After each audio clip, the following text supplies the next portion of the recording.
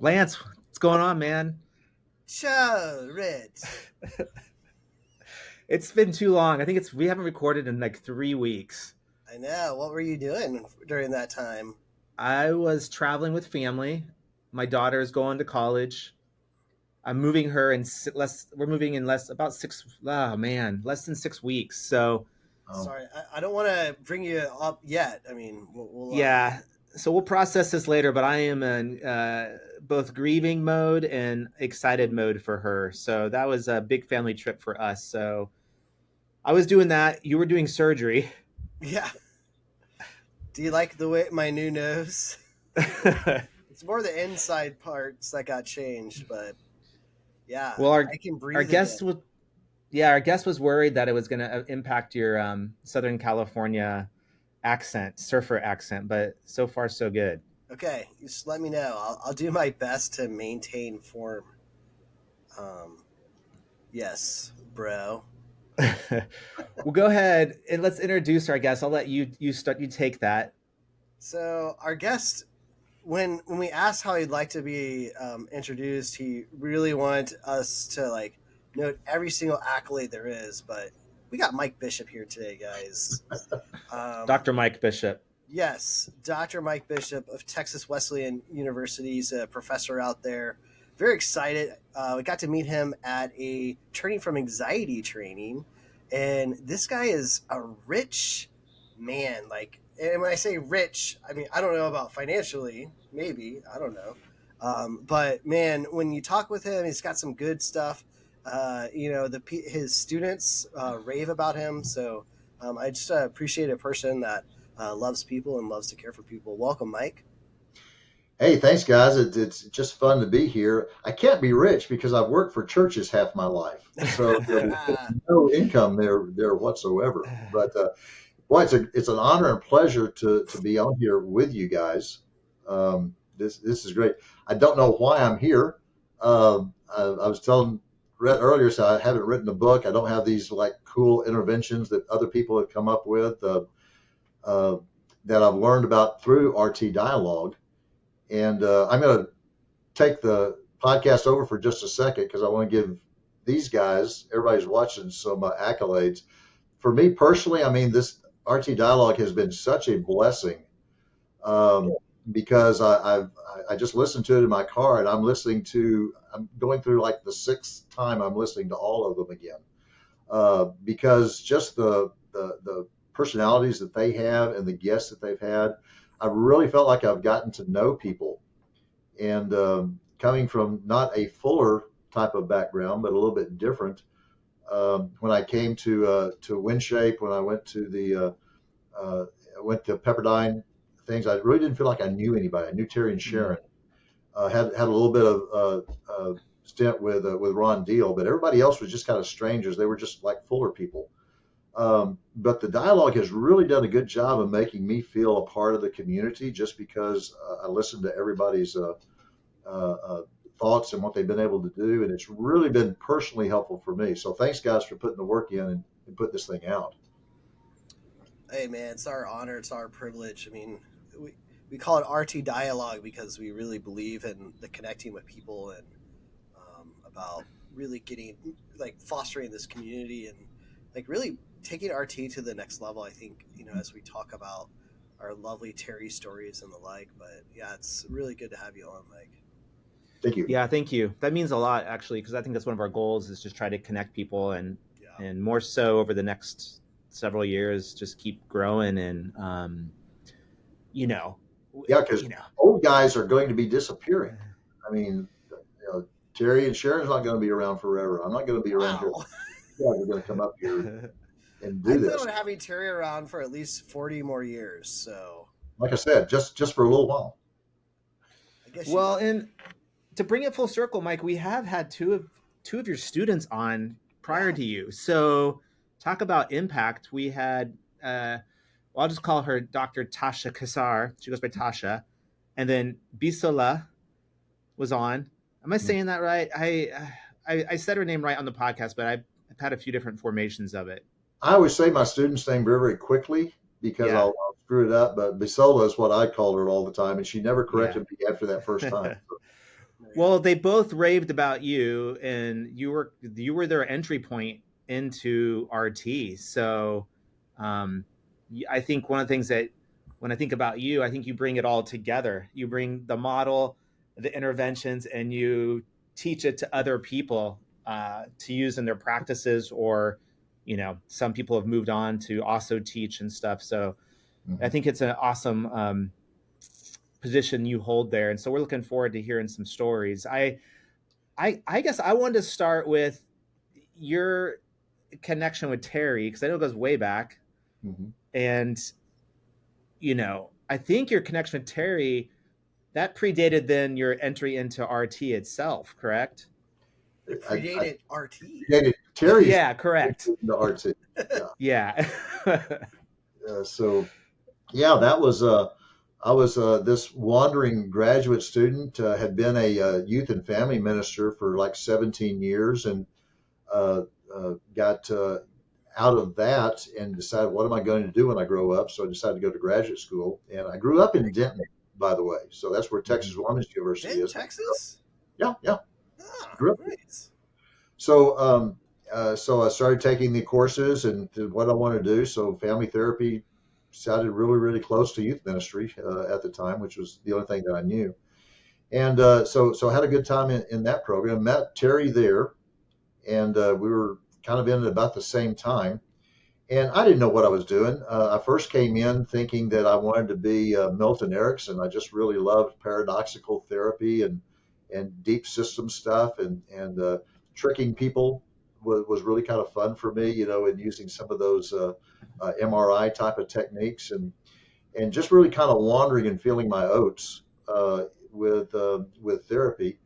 And then, of course, Texas Women's is a very systemic program. We have some great professors there. Bill Anderson was very close to Terry. I think he was his dissertation chair, and um, several other folks that Glenn Jennings had a great impact on us. So some great mentors that we had, Hmm. and we were just wandering along, doing therapy, and everybody kind of doing their own thing Mm. with that.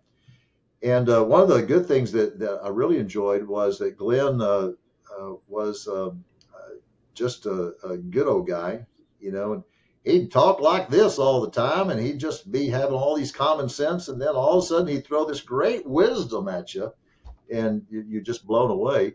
But he would have groups of students come over to his house, and we would meet in his living room, and we just talked family therapy stuff. Hmm.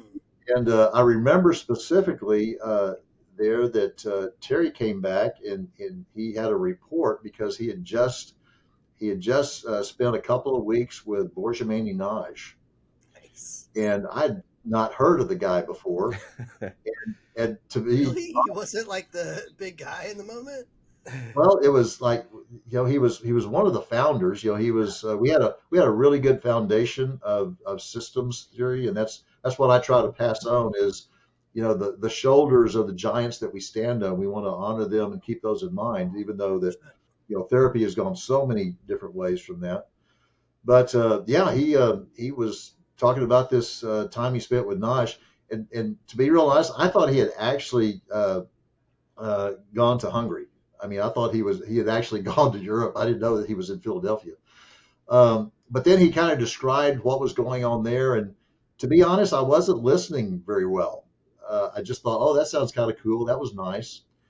Um, and so Terry was working at the time. He and Sharon were both working at an assisted living home there in Denton. And his big thing was the first book that he really came out with was kind of based on his dissertation. I think it was called Finishing Well. Yeah. He did that with Bill Anderson, and that's what I knew him for. He was the way he described. He said most therapy, you're working with a client and then you're talking about their parents. Well, he was doing it the other way around. He was working with the parents and working down about their kids. So that interesting multi-generational aspect was always there, but had a little bit different perspective. Hmm. And so, uh, Terry tells a story about how he developed that, and Naj was that trip to seeing Naj was really big because he spent time with Jay Haley, Yep. and spent some time there when he and Chloe Madanis were actually getting a divorce. I think he said he thought that was kind of interesting.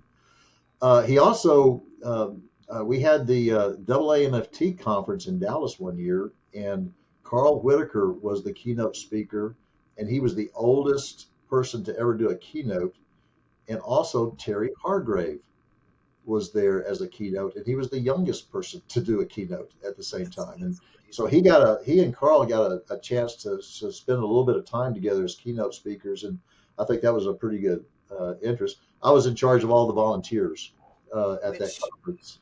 Is that the one where, because Terry tells the story of so in restoration therapy, you have the story of usness, and it's through that conversation. He had a conversation with Carl Whitaker, and Carl Whitaker is kind of talking about, his wife, which it's Muriel.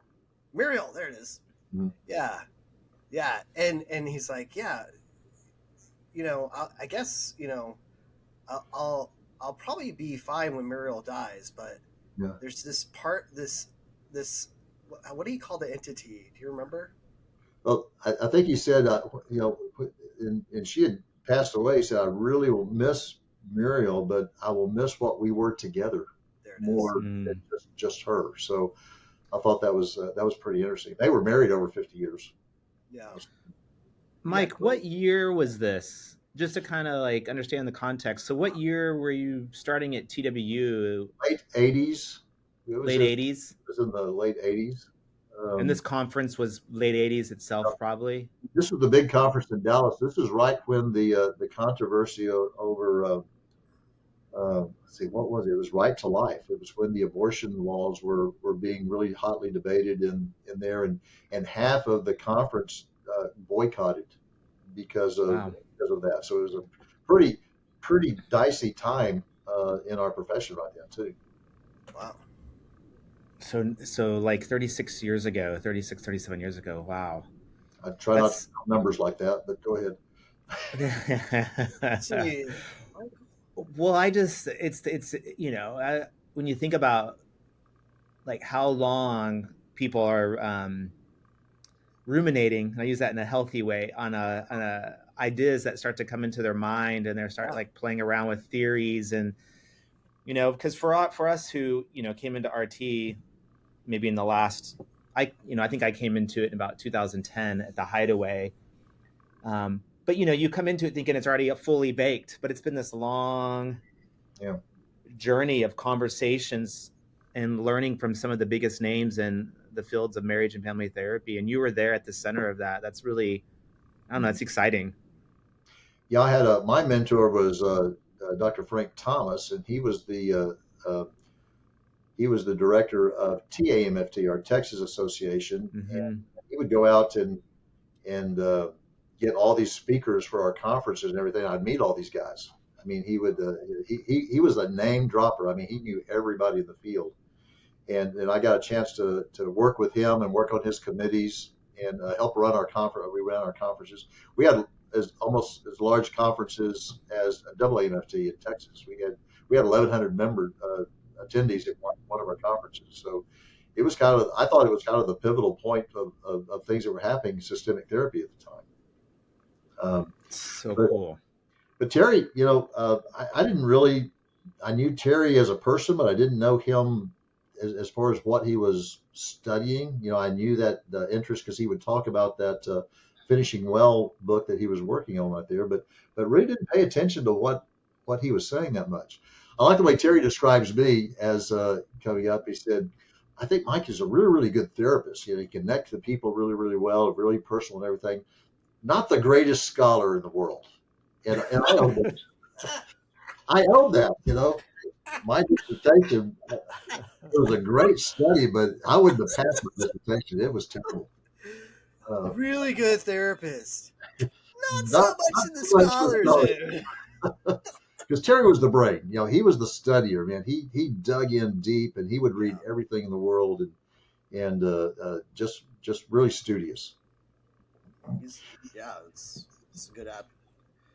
But I didn't, I guess kind of segueing that into learning about RT, we would go to conferences. Of course, he's in Texas, and he would present at TMFT, and we would meet at AAMFT.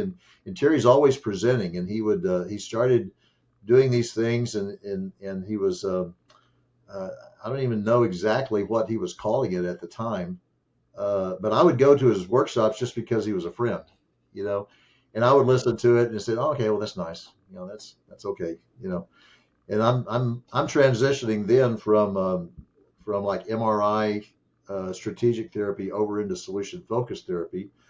Became good friends also with Dr. Linda Metcalf. And what year is this, Mike? In what?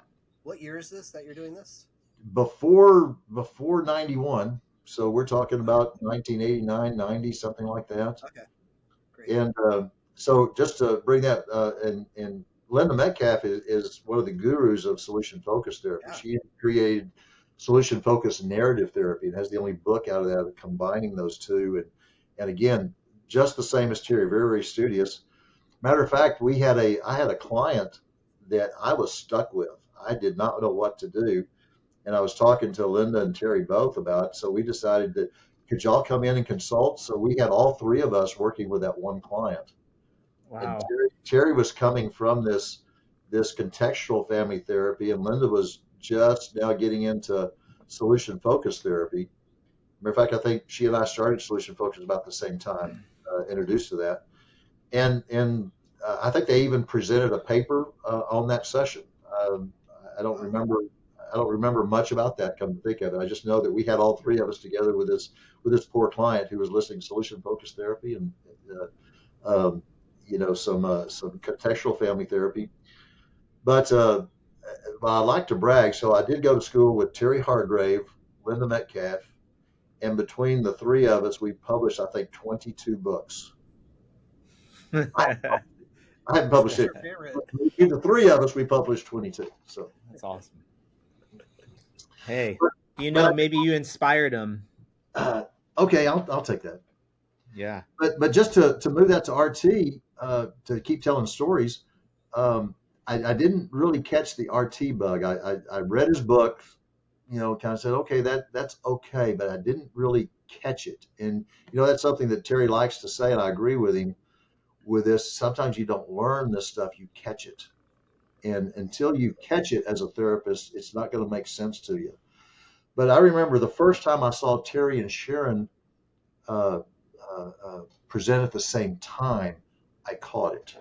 Huh. They were telling their story. I knew these guys, and it was just knowing their story.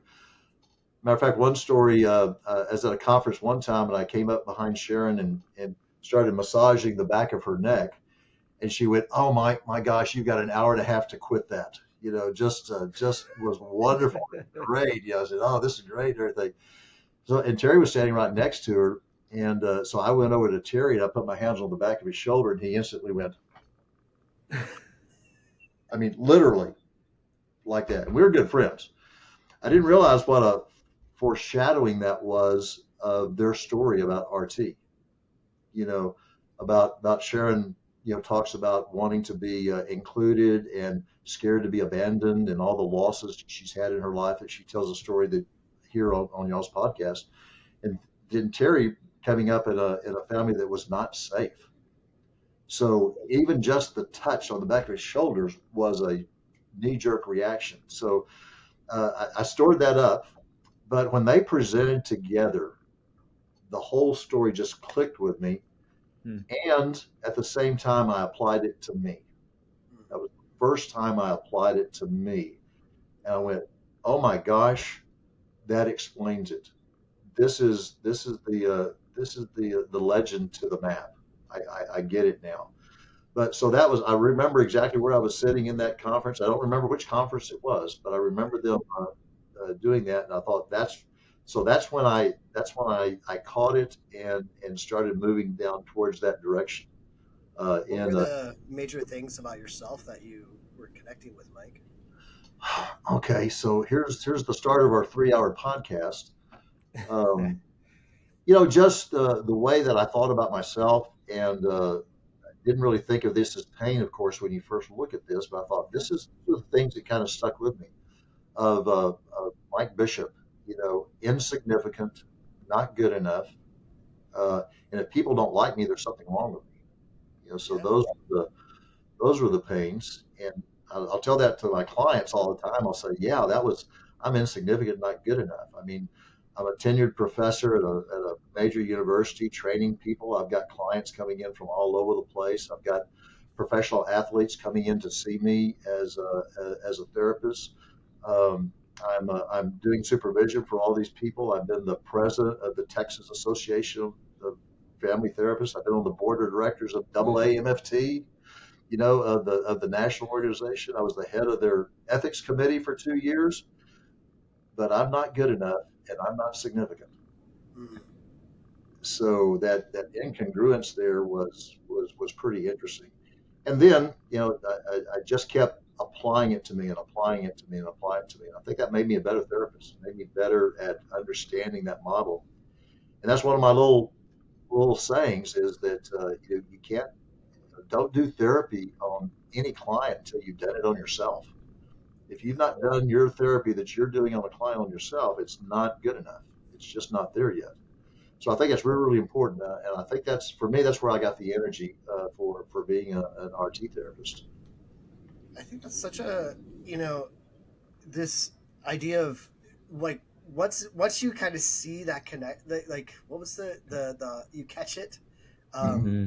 like that catch of looking at RT within your own frame. It just changes things. Mm-hmm.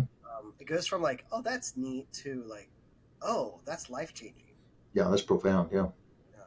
Yeah, that gives me a little more help me understand a little more of the idea that when I first stepped foot in the Hideaway in 2010, I think it was the fall, and I was sitting third chair, which means I was watching two other therapists do the intensive, and I would participate, but I was mostly sitting back.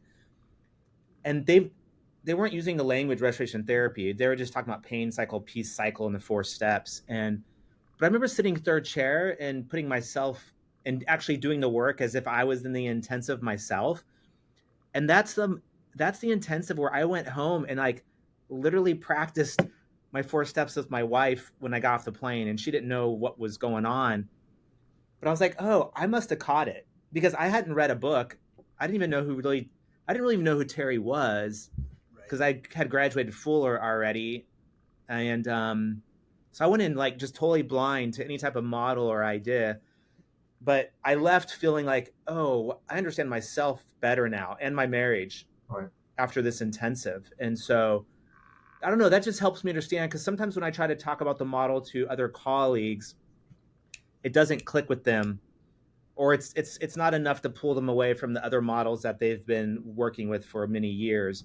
Mm-hmm. But then when they get involved and go to like a training or start using it in their therapy room, it's like, oh, okay, now I see it.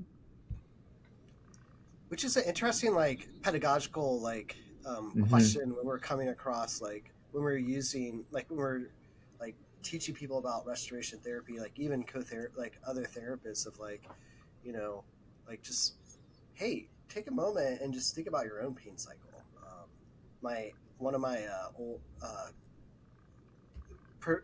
my co-director of my therapy center, Robin Ranke, like she would make sure every single one of her associates knew their pain cycles, like pain and peace. Like she would spend extra time making sure they were dialed in and that. And I always like thought like, gosh, you should like kind of give them some space. Like it's like a little too intimate there. But I remember thinking that I'm like maybe I will end up being a little bit more diligent to make sure we all know our pain and peace cycles a little bit more.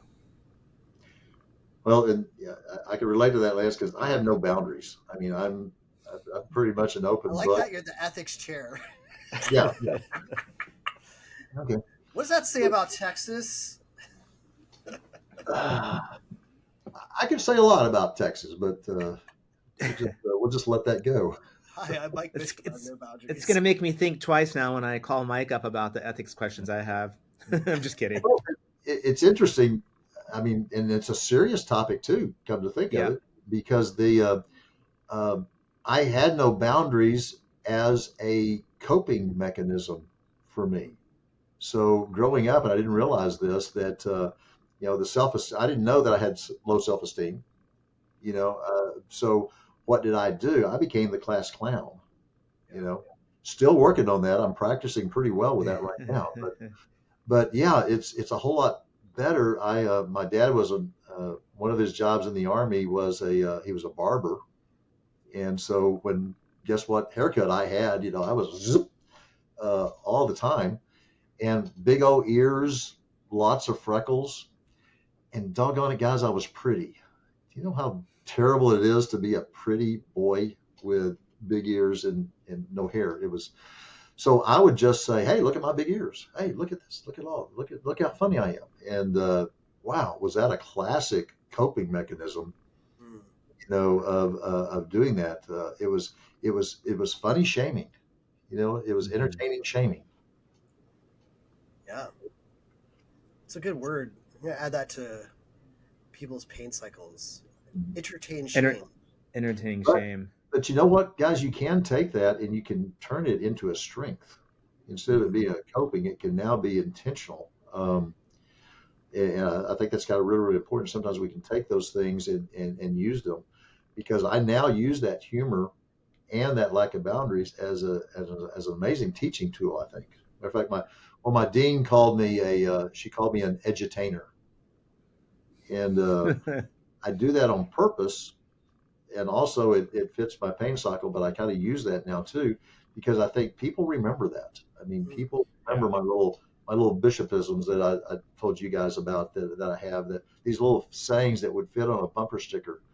They come in really, really handy if you're right in the middle of a session and you're kind of stuck with a client, and they kind of pop into your head, and I think that's useful. So maybe that's one way that God has kind of used the negative through there and been able to, through maturity and self-understanding through that, and maybe created that into a gift, uh, and didn't know it was a gift the whole time. It was just a coping mechanism.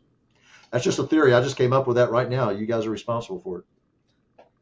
Well, before we hopped on and record, you were showing me little signs that you'll use that you've like laminated and different things, and I was thinking, yeah, humor I think it's really important to the work we do. It can bring some levity to a situation, and especially when we're dealing with a lot of the, I don't know, trauma and deep issues in people's lives, to be able to, like, especially in the role that you're in teaching. And I think your name came up obviously in our conversations with your previous students we had on the podcast, and I think that's one of the things they enjoyed about you, and they remembered your ability to, in the room, make it fun to learn. No. Yeah, yeah, and you're a fun guy in general. I mean, we You know, do we do appreciate you. I'm constantly coping, Lance. So that's don't mess with my pain.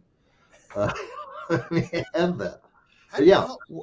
Let's talk about this for a moment, because I think this is important in the therapy room, because I think it, like, for a person, I'm a performer as well in my coping, and it is like this kind of hard differentiation around, like, to help a client to recognize, when am I, like, in my pain cycle. My pain cycle is kind of like, it's sanguine. It's fun. Like, I like to play, right?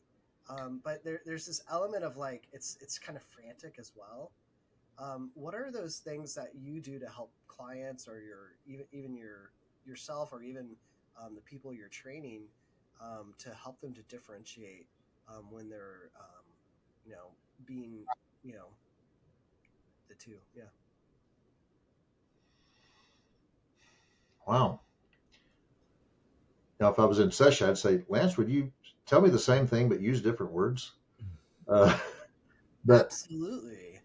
How do you break out of the performer, and bring in, like, when your performer has a protector, like, I think you called it a edge, it's was it something shame? You said yeah, Entertain entertain shame, or shame. So it entertain was good. I'll shame have to go would back be, and listen to the podcast. Yeah. yeah, yeah, the entertain shame. Like, how do you help a client, because there's that moment of, like, being vulnerable, right? Like, if I'm entertain shaming, I'm not really being vulnerable, right? I'm doing a part. I'm Mhm. playing a bit.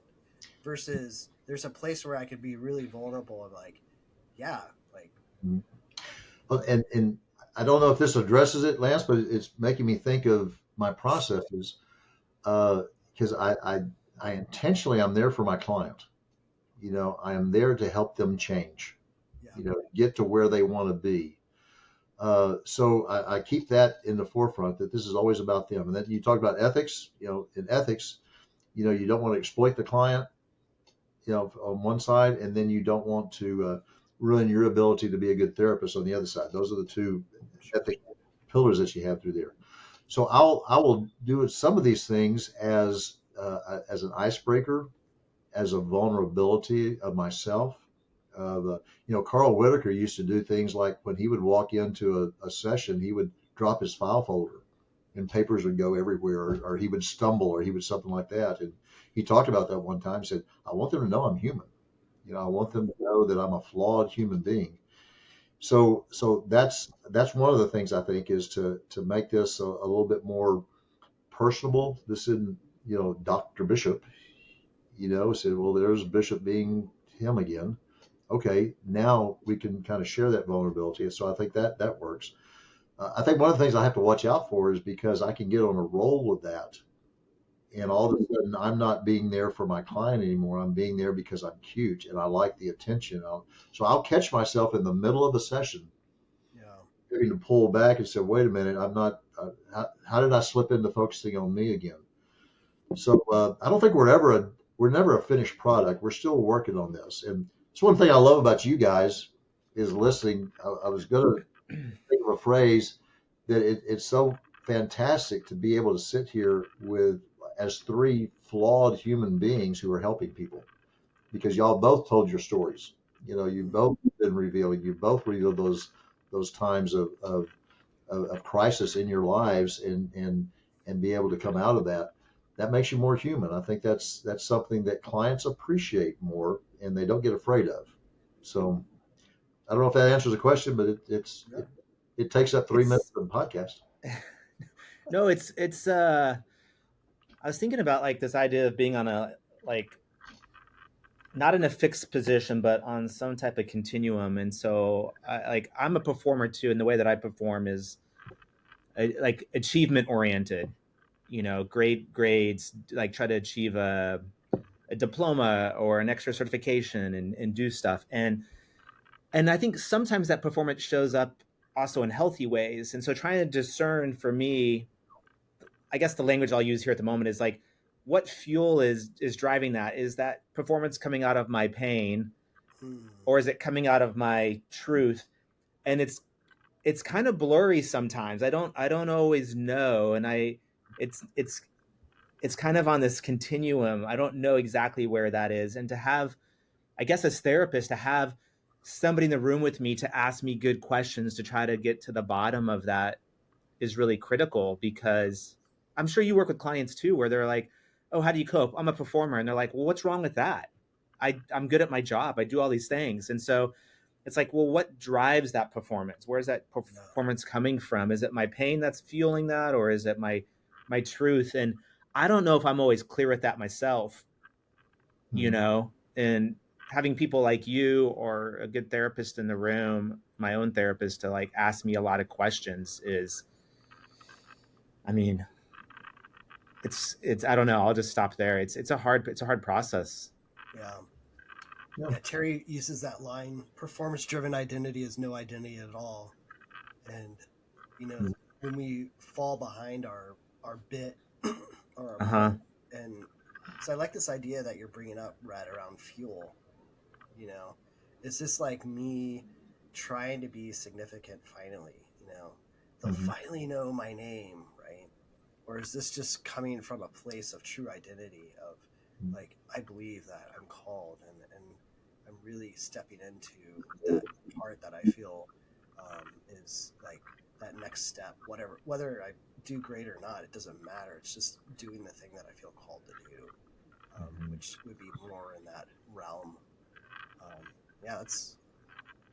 And it's probably more messy. It's probably more messy process than we want to admit. Like it's not always clear. That's what I'm supposed to be doing, huh? And that's one of the challenges, guys, when you're doing therapy. How do you teach messy? Yeah. It's really difficult because it's not a workbook. That's we were talking about AI earlier, in your podcast and everything. In the place of that, he said it's not an AI type of a thing. It's meant. How do you teach that? How do you go through there? So becoming a therapist, I think, is a long process. Mm. Uh, that's one reason why I came up with some of the little fun things that I talk about. Like one of them, right off in pre-prac, I say, okay, one thing you have to realize, guys, that you're in my class, and you have to understand that you suck as therapists right now. You really do. That's my little. I don't know what the name of this little cartoon character is, but you know, like, Okay, like, color on what he's showing to us, Rhett. It's a sign with some creature, like almost like a dog. It says, "Dude sucking at something." Wait, what does it say? "Dude sucking at something is the first step to being sort of good at something." yeah. But that's Dude, sucking it, at something's the first step to being something good at something. one of my presentations was, you suck as a therapist and other encouraging words. But the reason I will say that is to kind of take the pressure off of it. Because a lot of students, they'll walk in there and they're so performance driven. They're so because most people who come into the counseling field are pretty sharp. I mean, they're achievers, and they think that they have to already know it. They think they already have to be good at it, and they think they have to do that. So what I want to do right away is take a little bit of that pressure off. He said, "Nah, you're supposed to, right? We want to go for it. This is my formula for becoming learning to be a good therapist. Is you want to go for it. Go for it. Do your best. Fail, fall flat on your face. Get up, get some feedback, and go do it again. And repeat because we have to, as we say in sports. You got to put your reps in, and you got to do that the reps in for that as well. So taking a little bit of that pressure off allows them some space to where, okay, now I can go for it instead of trying to memorize the first thing that you're supposed to say.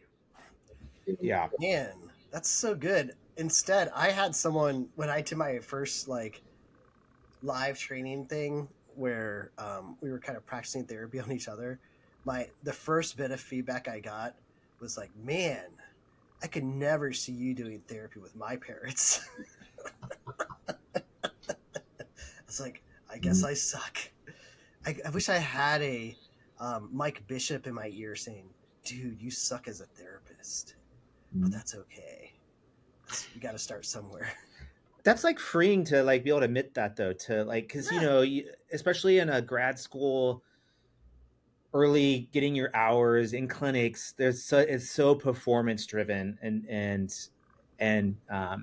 and competitive at times, depending on the culture and the environment you're in, and nobody wants to admit that or to hear that feedback. But the freedom to say, "Hey, you're not good at this right now," but with maybe continued work over the years, you're going to become a better and better in therapist. This is a long journey.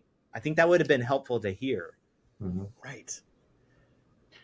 Yeah, to be able to have that, it creates a space for learning, Yeah.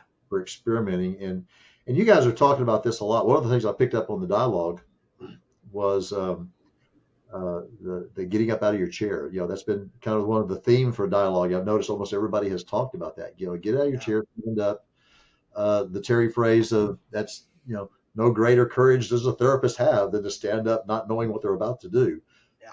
That's where creativity comes from. That's where you have that because because people are different. You're going to go through a technique or go through something that you usually say, which we all fall into.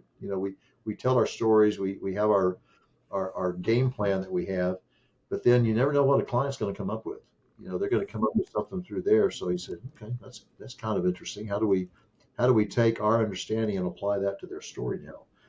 I think being knowing that you are not perfect and that's okay, and we're going to be. Oh, I've got another one.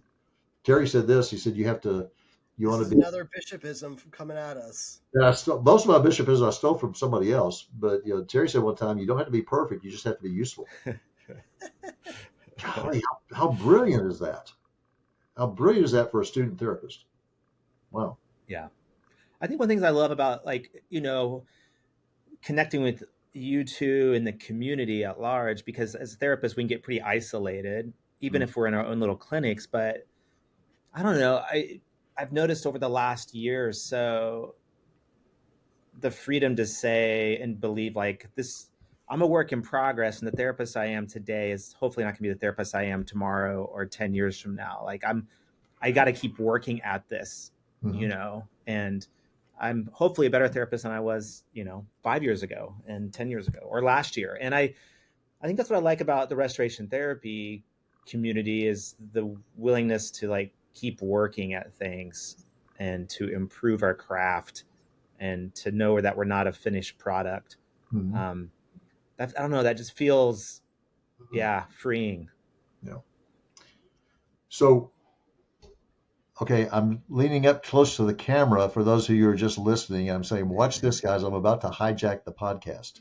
Uh-oh. Uh, So, guys, I teach in a what I call a generalist program. My main courses that I claim as mine is family of origin class and family systems, and I get a chance to throw RT in there 1 week in each one of those classes because I've got to cover everything else at the same time. Become a generalist. Now, some of y'all had classes at Fuller. I was so jealous about y'all saying I didn't know anything about therapy, and my first teacher was Terry Hargrave. Oh my gosh, what I didn't know anything else to clutter my mind with. But trying to teach at a generalist program, but then also trying to uh, infect people with RT therapy is kind of interesting. So I'm wondering, as you guys remembered how you were introduced to RT, what would be some good things about thinking? How do you teach someone uh, the concept of restoration therapy concepts that they've come from CBT and they've come from solution focus and they've come from Carl Rogers, for goodness sakes, and you come from all sorts of things like that. How do you introduce that and begin teaching someone before they've taken level one in their thing? What are y'all's thoughts on that? I think I think the thing I really like about restoration therapy is the when we talk about the pain chart, the it's like talking about this idea of I find that people either go to blame or they go to shame. Like they're kind of like getting angry at everybody else or beating themselves up, but like there's this stuff that's coming out of them that they're emoting, right? That they're struggling with. Or we also run into these other types of people that maybe less in the emotion realm, but like more in the like I have to control things or I have to just get away from everything, like where I have to like do these things to my environment. Like I notice like we all fall into this, and I think those categories of the blame, shame, control, escape, chaos is such a like it's such an easy identifier, right? And then so that's like this common place where people are like, oh, I do this, I do that, I do this, and then it gets really interesting because when you say, and you know what, all that comes from pain, and then to be able to name that pain, to say it comes from a place of feeling unloved or feeling unsafe, that in unloved, that's this place where we draw our identity, and to kind of talk through those elements in and around identity, and then talk about the things around safety, right? And what are those things around safety? It's so compelling because you can have this short little conversation, and you've already framed everything that goes wrong in a person's life and why they do it. But the best part about it is it's like, but hey, we keep on trying to fix these blame, shame, escape, control stuff. But at the end of the day, it goes back to where these violations come from. And if we could just find the recipe to the pain that was dealt, and really move within the truth, then we would get this new coping pattern. And I think that's just so. It's not this weird like I have to like explain this, that, and the other, but like I think it's just really nice and foundational, very humanistic, and there's a huge hope factor with restoration therapy that is just I don't know. So that's how I do it.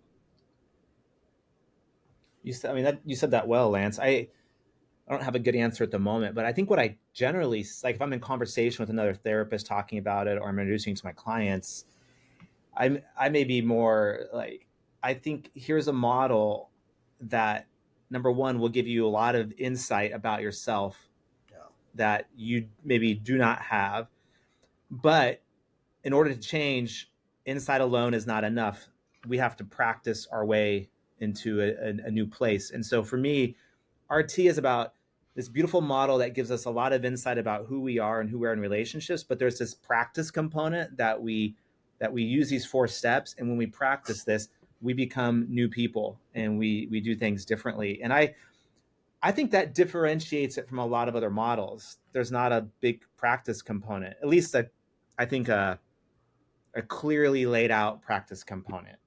And a lot of the clients I work with, they have come in already with a lot of insight. I might be the 3rd or 4th therapist they've had, and I think we can still do some more beautiful insight with the pain and peace cycle and give them language they never had. But few have actually been challenged to go out and practice something in a new way. And I haven't sat through and have like a good elevator speech for it, but for me, it's like, here's a beautiful model with insight, and here's a practice component, and those two together, for me, is the power behind RT. Yeah, I have and it's interesting because I think Terry emphasizes this a whole lot, which makes me think of something else. This sidebar. Have you guys noticed that people are talking about this being the 4 steps model more and more rather than the pain and peace cycle? Have you noticed that? Yeah. Yeah, it's because I think the emphasis that we've had in the community now is more about action. It's more about Mm-hmm. change. It's more about the 4 steps than it is about the pain and peace cycle. But the pain and peace cycle is what hooks people. Mm-hmm. That's the one that That's says, what they catch. "That's me." Yeah, I tell a story. I call it the bicycle story. Uh, uh, and I think that's what I do a lot too. I will self disclose and talk about how I did this. Now you're not going to do it the same way, but here's like this. This is how I did it. But I talk about as a young kid, grew up in the suburban Dallas area, very safe. We didn't lock our doors, everything, and my dad never met a stranger. My mom never met a friend. So we'll kind of leave that. So my neighbor across the street said, "Hey, Mike, you want to go ride bicycles with us?" I said, "Sure, that's a great idea." So I thought about this and thought if I wanted something, I'd go ask my mom. If I wanted to do something, I'd go ask my dad. We learn that very early in kids, right? How did you cope? How did you survive these 2 people that are living that are raising you? So I said, "Dad, Billy and Susie want me to go ride bikes with them. Can I go?" And he said, "Sure, Mike. Dot dot dot. Go ask your mom." He knew. Okay, he threw me under the bus. He said, "Go ask your mom," because he knew if he said yes and she found out about it, there was going to be something to pay. So, of course, I went to mom and and said it the same way.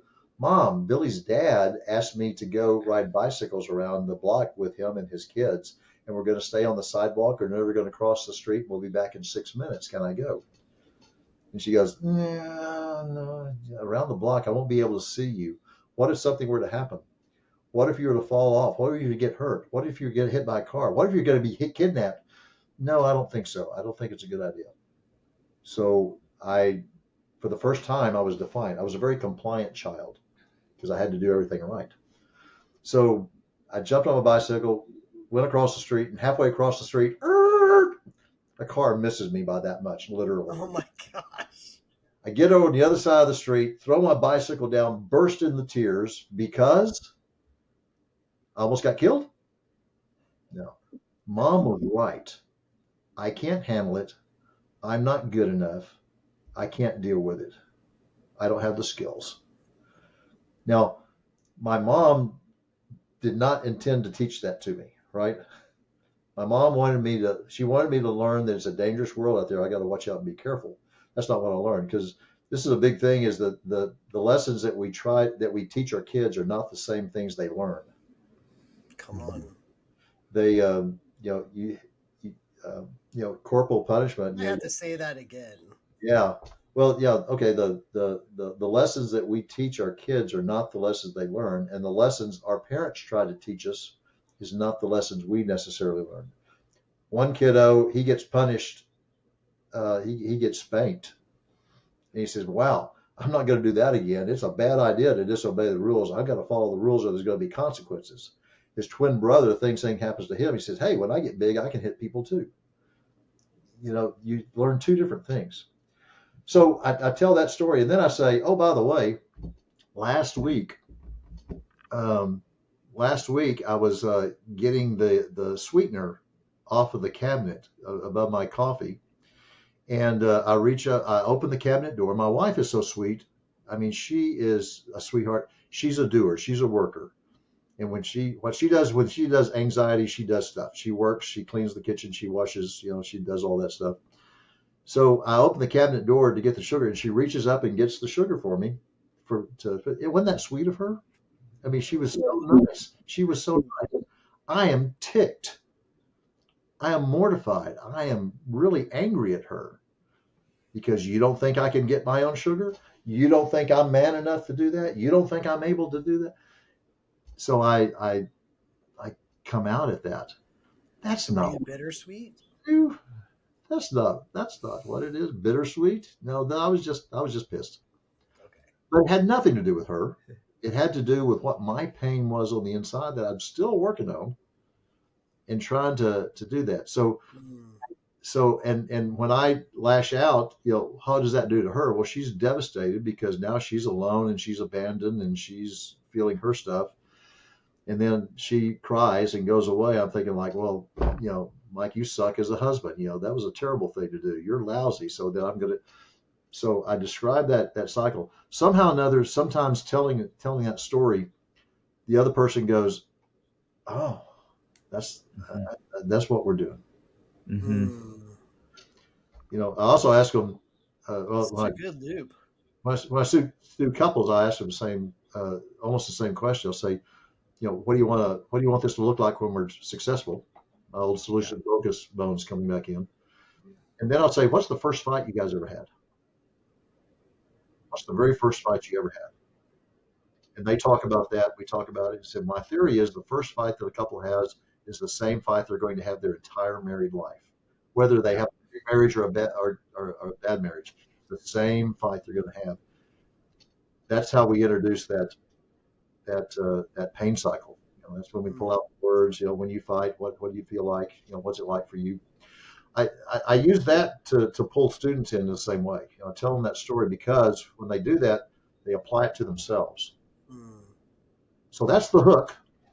So well, and I think also, Mike, to go back even to your first question, is it's one of the models where, at least in my experience, you can map it out and visualize it, whether on a whiteboard or these charts that we use, and people see it or a story. And they're like, oh, like that clicks, that makes sense. Like I can catch that. Where there's a lot of other models where I feel like, how do I map this out? What we're describing, what does this look like? But to show people and their pain and peace cycle, and then to put that into like a relational dynamic, and how we've over time have mapped that out in the RT community. I feel like that is a really powerful tool that RT has, that just not only helps people get it, but it helps them take a certain position. They're like looking at this thing, and we can invite them into it in a way to, again, to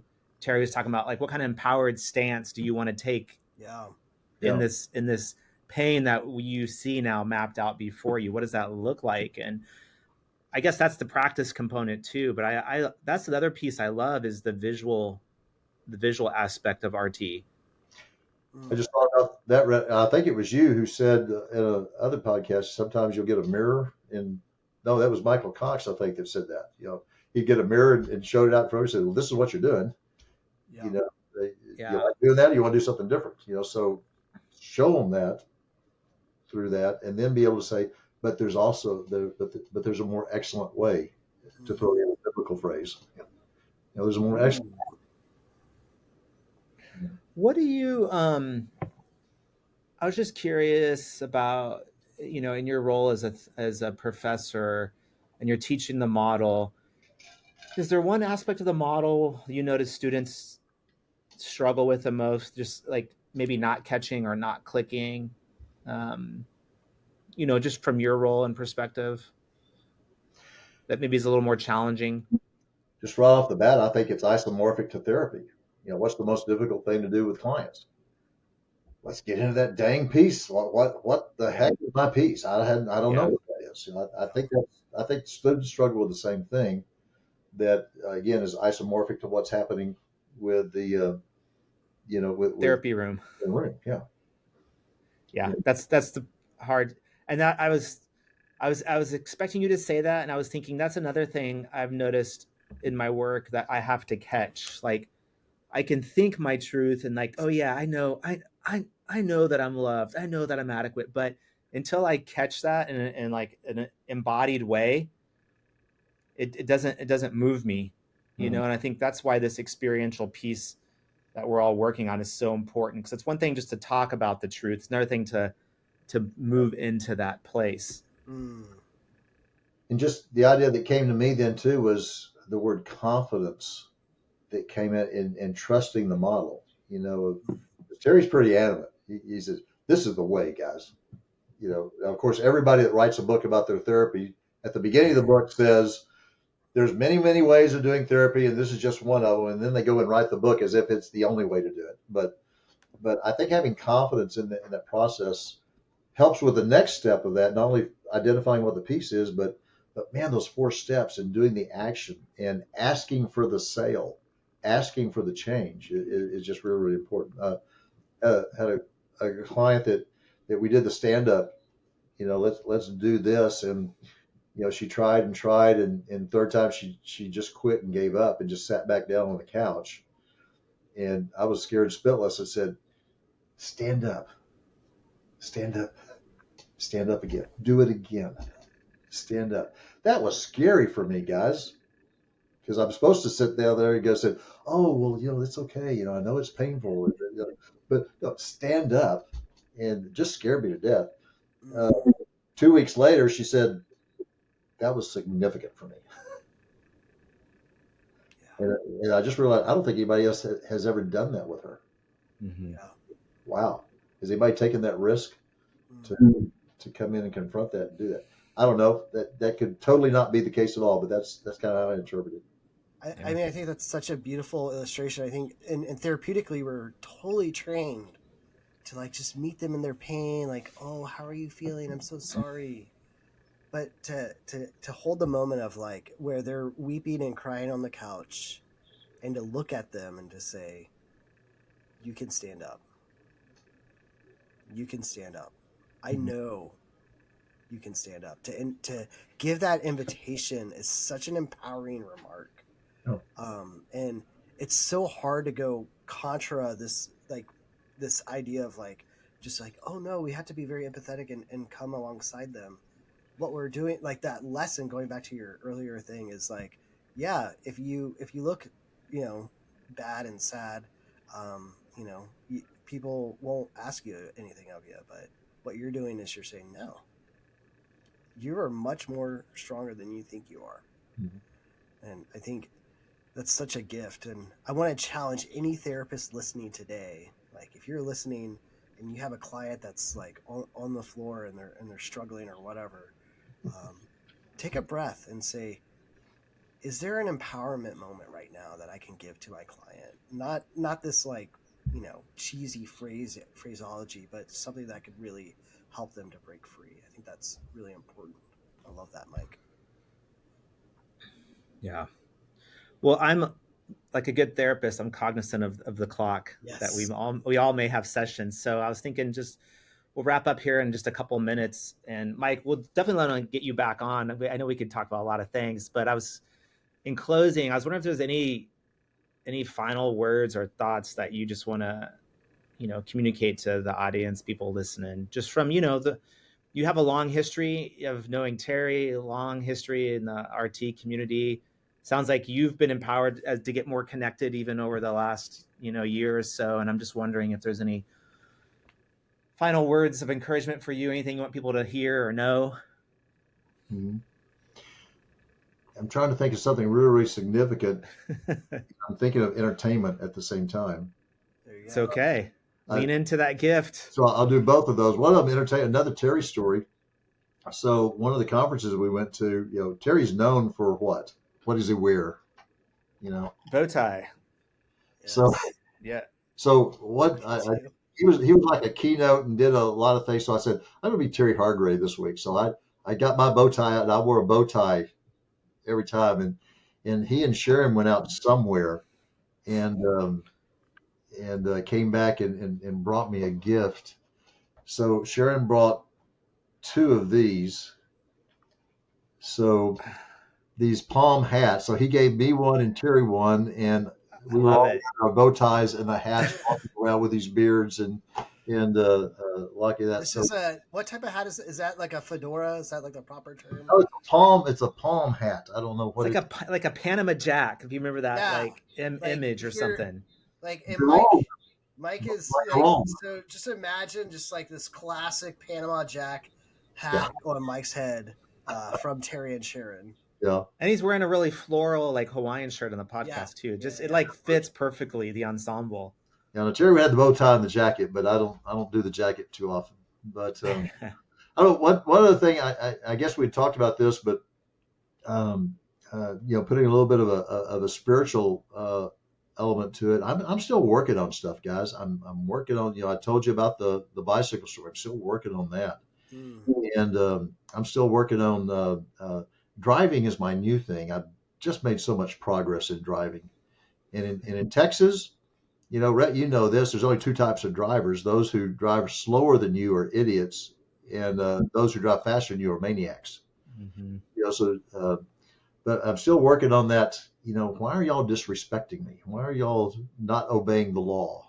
Why are you putting those things together? And so I was wondering one time. I was thinking gosh, I wonder if Jesus had a pain and peace cycle. Mm. And I thought, is this blasphemy to talk about a pain cycle for Jesus? But then, I just thought several times when he was writing, but it wasn't about him; it was about other people, which is my other drivers, right? So, all the different times that Jesus had that people disappointed him. I just asked you to watch for me an hour. And couldn't you stay awake for an hour? And I can't believe you guys are turning my father's house into a den of thieves. Um, what about what about this man, Jesus? The thing from John. And then I saw the Chosen. They had this great scene where the sons of thunder were trying to jockey for position. One on your left and one on your right. And such a poignant scene when they asked him finally, and Jesus went, "You don't get it. You can't drink the cup out. You don't know what I'm talking about. I've been with you all these days, and you still don't get it." You see him walking off. I thought, what was that like? And then I remembered John 14. That the washing of the feet, and he takes the bowl and the towel. But one thing that sometimes we forget is the verses before that. Mm. If you read the verses before that, it says that he knows he's God. He knew he came from God. He knew he was going back to God, and he knew that all things were given to his feet. Then he took up the towel and the bowl, and he knew his truth. Mm-hmm. Because he knew his truth, he could do this. Because he knew his truth. It wasn't because all these people were they didn't get it. They didn't. But I was thinking that probably was one of his biggest frustrations. How do you put up with all that? So Mm. one of the things I started doing when driving, and I start getting into that, I can't believe that wait a minute. I'm loved. I'm good enough. I'm significant. And I think it's, Lance, is it you or Brett that keeps saying I'm called? That's me. That's my truth. So Brett is also called, for the record. down so much to drive. Oh my gosh, it works so well. So little spiritual connection there. Lots of opportunities to practice. That is for sure. A lot of idiots out there, that's for sure. Well, I know we got to go, and Mike, we'll post this up this week, and we'll have you back on. And we just appreciate you taking the time to join us. Guys, I appreciate y'all's work. I don't have anything else. You got everything I have today. Really No, like. we'll get more. I think we're due a few more bishopisms at some Yeah. point. I know there's not just. I think you gave us about 3. I think we're due I think I saw a few more that we're due. So I'm looking forward to hearing those. But it's good to have you here today. Thanks, guys. Take care. Appreciate you a lot. Take care. Cheers.